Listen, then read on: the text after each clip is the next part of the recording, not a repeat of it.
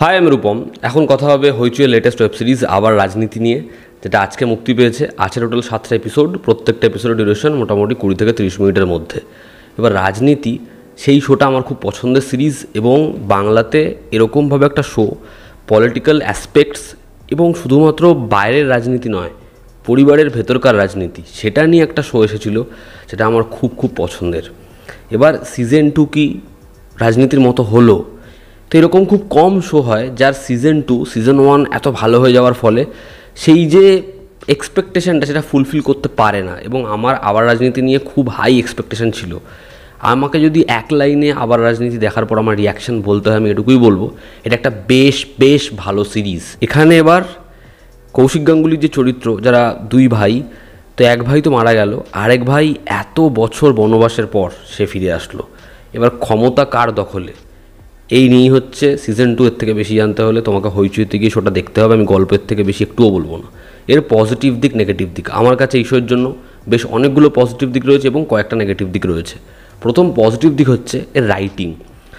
আগের বার যেটা করা হয়েছিল, যে প্রথম 4টে এপিসোডে পুরো এই ওয়ার্ল্ড বিল্ডিংটা হলো, এবং শেষের 3টে এপিসোড রুদ্ধশ্বাসে এগোতে থাকে, একের পর এক টুইস্ট এবং ক্যারেক্টারের বদল। ঠিক সেম টেমপ্লেটে করা হয়েছে সিজন 2ও। এখানে এই যে ওয়ার্ল্ডটা, আবার সেটাকে বিল্ড আপ দেওয়া হয়েছে, এবং এক নতুন সময়, যেহেতু এতটা সময় পর দেখানো হচ্ছে, কে পাওয়ারে রয়েছে, কি বোড়া পরিবর্তন হচ্ছে নিজের জায়গায়, এবং গল্পের যে প্রোটাগনিস্ট, তাদের পরিস্থিতি কি, তারা কি ভালো আছে, তাদের মননে কি চলছে, এই নিয়েই হচ্ছে পুরোপুরি প্রথম 4টে এপিসোডের সেট আপটা। এবং পরের 3টে এপিসোডে একের পর এক টুইস্ট এবং স্ক্রিন প্লে যেরকমভাবে অডিয়েন্সকে বসিয়ে রাখবে, সেখানে প্রত্যেকটা এপিসোডের ক্লিফ হ্যাঙ্গার আমার মনে হয় অডিয়েন্সকে খুব মজা দেবে।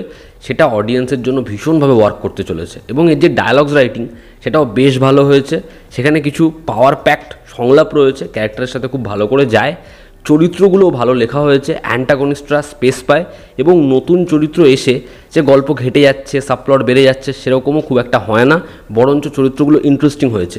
তো ক্যারেক্টার ডিস্ট্রিবিউশন বলি, রাইটিং বলি, সেটা বেশ ভালো। সেকেন্ড হচ্ছে এখানে পারফর্মাররা।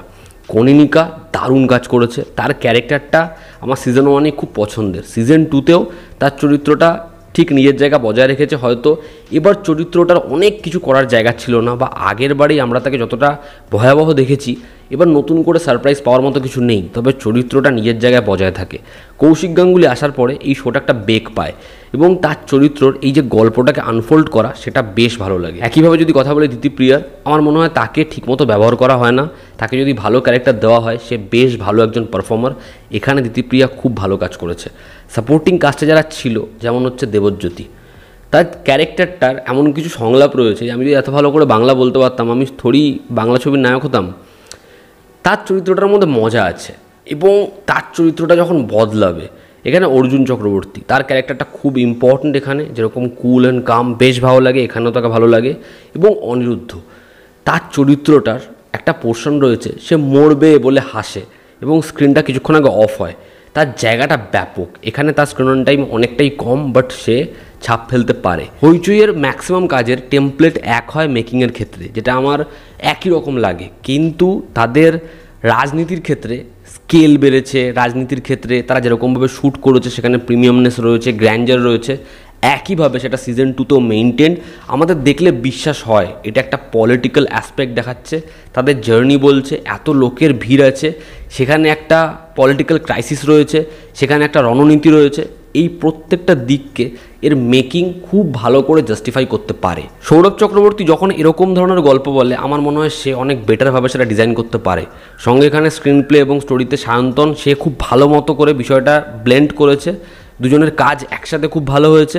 এবং সৌরভ চক্রবর্তী, আমার মনে হয় তার খুব সোজাসাপটা গল্প বলার থেকে এরকম ধরনের গল্প বলাই বেটার, আমরা নতুন কিছু পাই।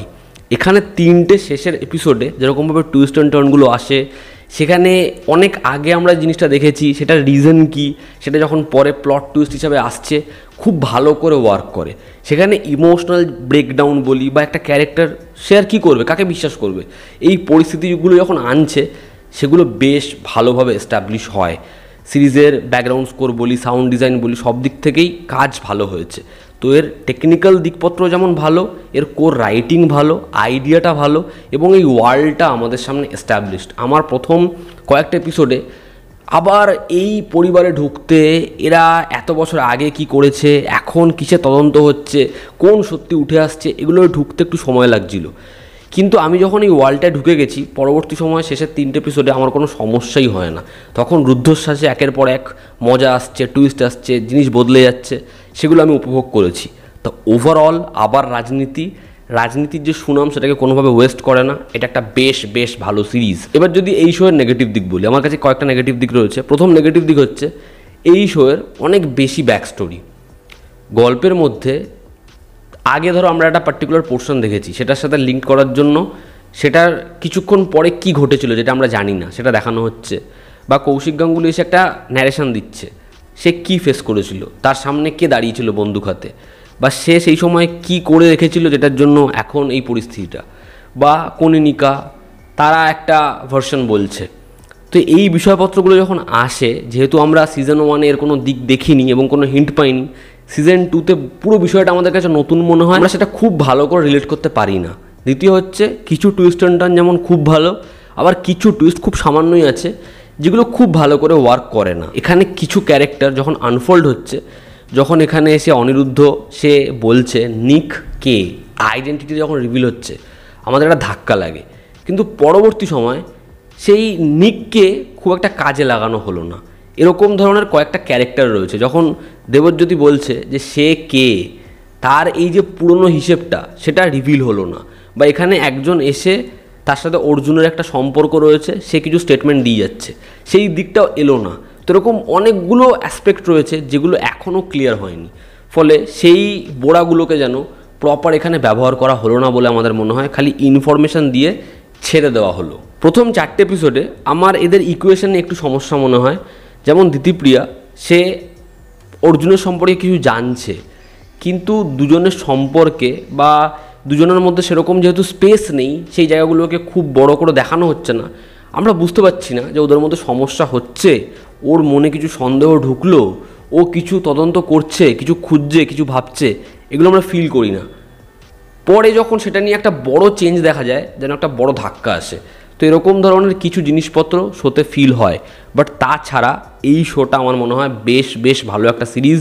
তোমরা আবার রাজনীতি দেখো, তোমাদের ভালো লাগবে। তো এই ছিল আমার রিয়াকশন আবার রাজনীতি নিয়ে। তোমরা যারা দেখেছো তোমাদের কেমন লেগেছে জানিও। জনতা আমাদের পাশে আছে। Love you all, step by, take care, আবার দেখা হচ্ছে।